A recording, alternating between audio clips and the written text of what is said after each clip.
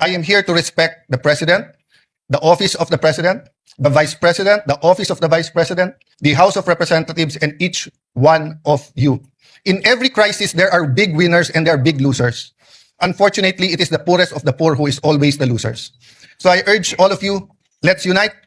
Let's discuss. Before us might be the impeachment. Let it make it very clear. May mga lumabas sa news and hindi ko kayo sinisisi kung sinasabi nyo sa news na ang pagpalit ng leadership ay tungkol sa impeachment. Hindi po. The impeachment is enshrined in the Constitution. The Bible says, the truth shall set us free.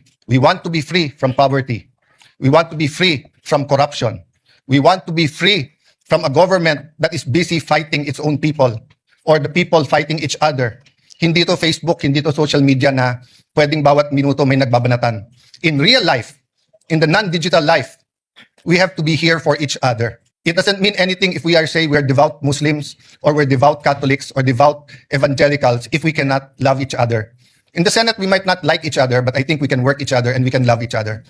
So let me make it clear, the impeachment will be much, much more than dismissing a complaint because of political affiliation. And it's also much, much more than convicting someone without evidence. Parehong hindi pwede yun. Kailangan guided tayo by the truth, guided by evidence. But the process is as important as the result. Hindi natin pwedeng sabihin, she or he will make a bad president. Or wala na tayong maasahan dyan sa presidente, wala na tayong maasahan sa vice president, impeach na lang natin. Hindi po. The Senate is also on trial. So, dear colleagues, as we ask God to guide us and help us, I'd like to thank all of you who supported me today.